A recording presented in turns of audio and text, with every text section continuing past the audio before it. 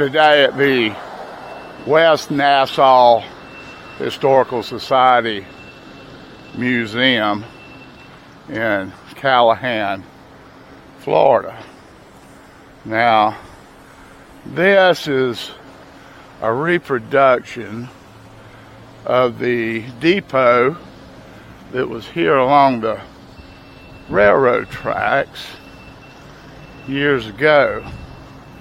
Now, this is a small museum, and I've come by it 100 times, but I've never actually stopped in here. And I was just talking to the people here, and they're very, very nice people, and we talked about several things that they were doing in the future. They've got a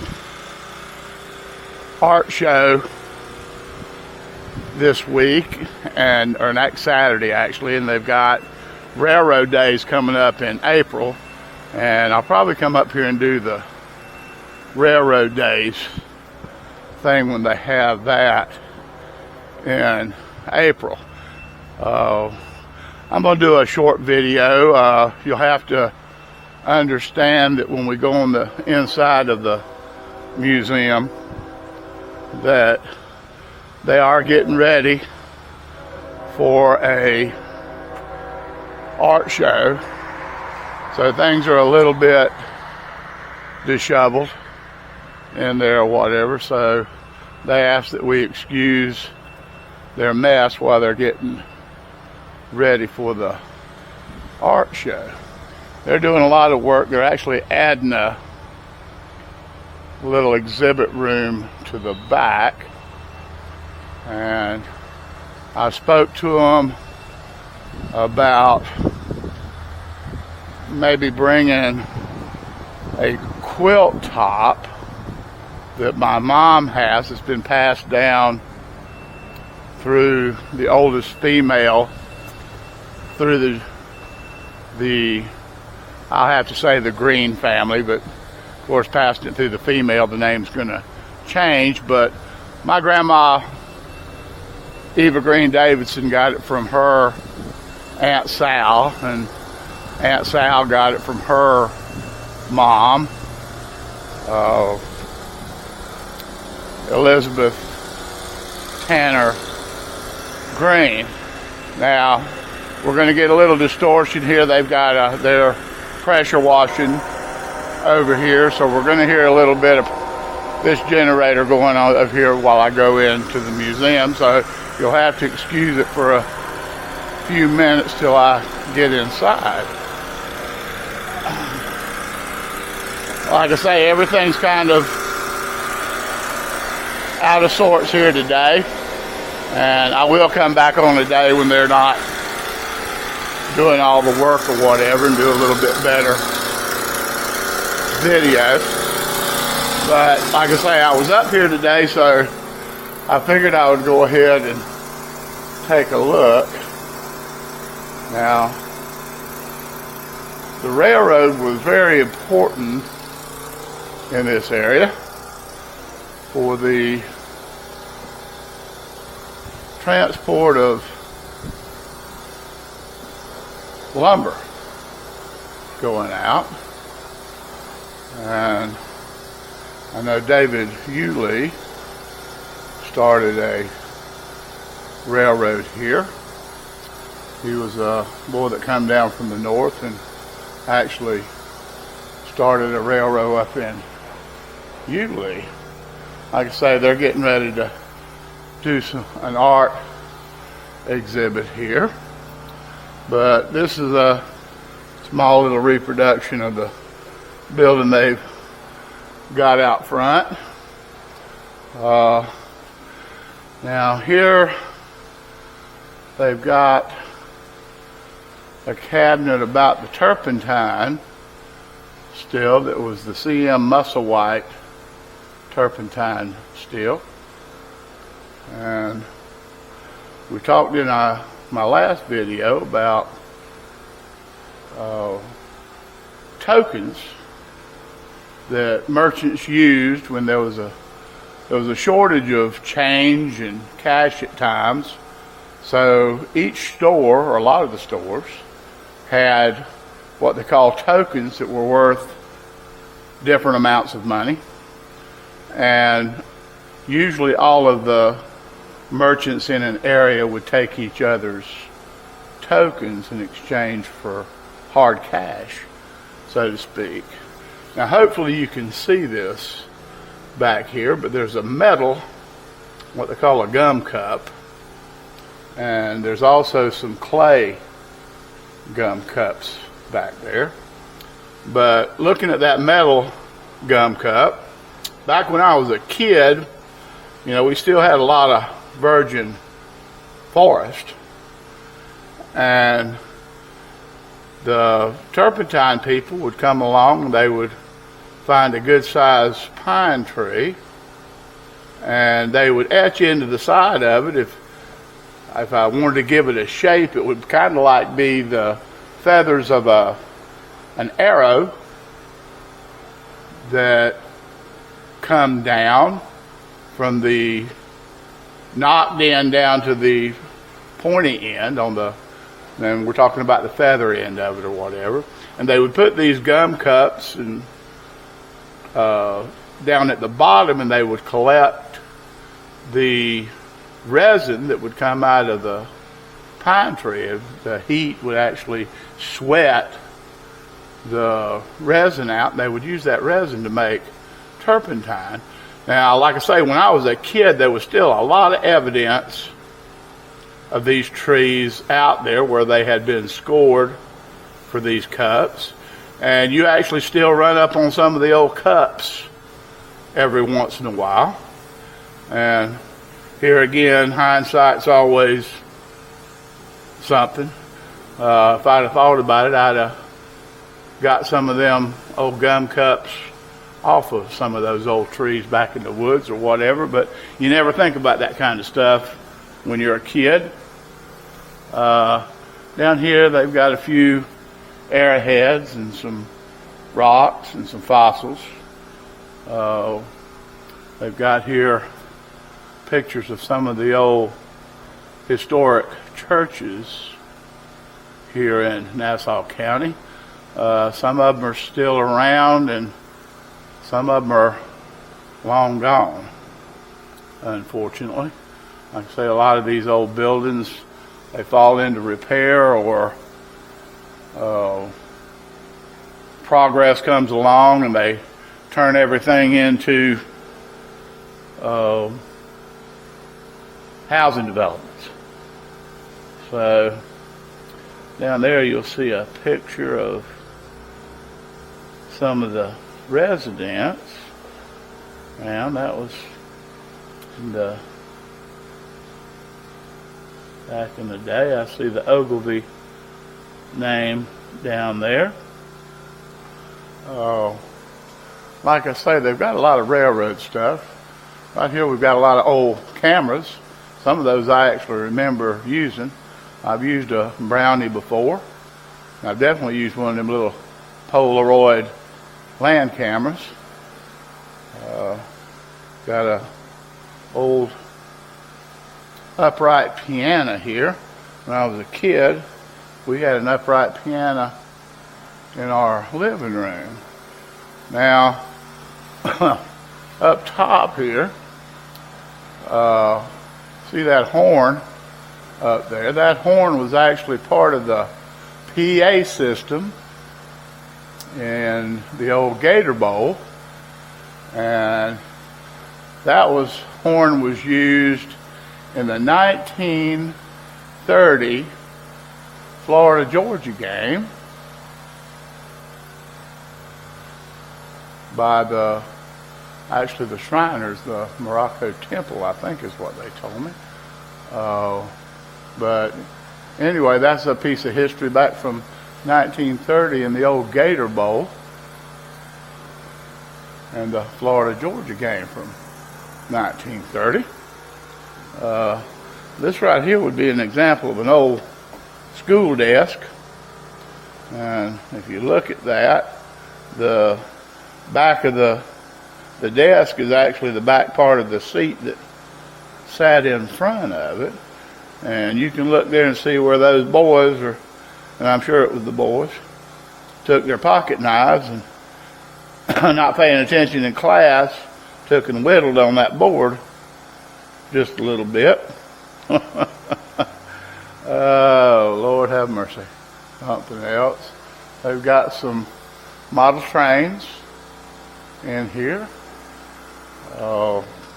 Here they've got a little exhibit on some different relics. Here I see a few Indian heads, or some arrowheads, and some mini balls. And you've got a stereoscope, which used magnifying glasses and photographs. There'd be two photographs that were put side by side, and when you look through the viewer, it would bring these two photographs together, and it would give you a 3D view. And then on the bottom down there, they've got a little display for the Kill Crease light artillery. Now, my Ogilvie family cemetery had my ancestor John H. Williams that was actually in the Kill Crease light artillery. Now, this is something here that's actually very interesting, and there's a story that goes with it. Back in the back there, you can see a picture. Little town of Hilliard, just north of here, has a small airport, and this is actually one of their old air traffic control computers that they've acquired here. And you can look there and you can see that they were still using tape back in the day. Today we've got much more advanced technology, and this would have come around after the key punch. My Aunt Judy was actually a key punch operator, and they would take and they would have thousands and thousands of cards in sequence that would actually run the computer programs. Even back in 1969, when we put a man on the moon, if I'm not mistaken, they were still using the key punch method. Now, a lot of people don't know that back when the Challenger went down in 1986, the Hilliard station here is actually the ones that found the cockpit to the Challenger. In fact, this program here they've got on display, they don't even have a copy of this in the Smithsonian. This is what they call the NTAP that helped locate the shuttle Challenger or whatever. So, nice little piece of history. I look at a lot of this stuff and I have to wonder how back in 1969 we sent a man to the moon on less technology than what this is right here, and now I can't hardly get across town. Here we've got a couple of old storage chests, wooden storage chests. We've got some more stuff over here about the railroad. Now, this is two lamps, one on the right there, and actually still the one on the left. They were both done with candles or oil in there. to light it. This was before our modern technology, of course, where everything is battery operated or LEDs. Now, these were done with either oil or candles. Now, they've got some of the bricks from the old brickyard here. And some more storage chests. Now, over here to the left, we've got a portable telephone that was used by the railroad back in the day. Some other stuff, some jugs and an old spittoon back there. It looks like a hat box up there on the top. Now, this right there brings back memories. My great-granddaddy, Jamie Milton Davis, he had a railroad fetish, and he had all kinds of railroad stuff back when I was a kid. They had an old school bus in the backyard that they had tools and lathes and all kinds of stuff in. But man, he had tons of those lamps like that right there. Now that's got a clear glass in it. They also had red and green as well. And the different colored glass meant different things. But he had, I don't know how many of them things. And when he passed away, we got them and we wore them out playing with them. And they were originally done with oil, kerosene. And we didn't do them with kerosene. We put a candle in them and we used them playing out in the yard. Now, here they've got a little display. And I want to do this video one day, but the problem is it'll just be a walk and talk video in some of the woods because there's really nothing to show. But the Battle of Alligator Bridge and the Battle of Thomas's Creek, I think I may have told a little story about the sawmill out on Pearson's Island. But this was a little bit, this story is about one of the only revolutionary battles that was fought here in Florida. Of course, it was still a Spanish territory at the time, but the English wanted to take over St. Augustine, and all this was in conjunction with the British trying to take over St. Augustine and trying to capture that sawmill that was out on Pearson's Island. Now they've got this rolled over here. Now that back there, I guess that was old George Bryce house, but that looks almost like the Keene house that was out off of Ratliff Road. And there's a picture there of a cabin, and I can't read the inscription on it. Like I say, they've kind of got stuff pulled around. But I will come back another day and take a better look at what's going on. Now, this museum is in Callahan, Florida, about 20 miles northwest of Jacksonville. And they've got an old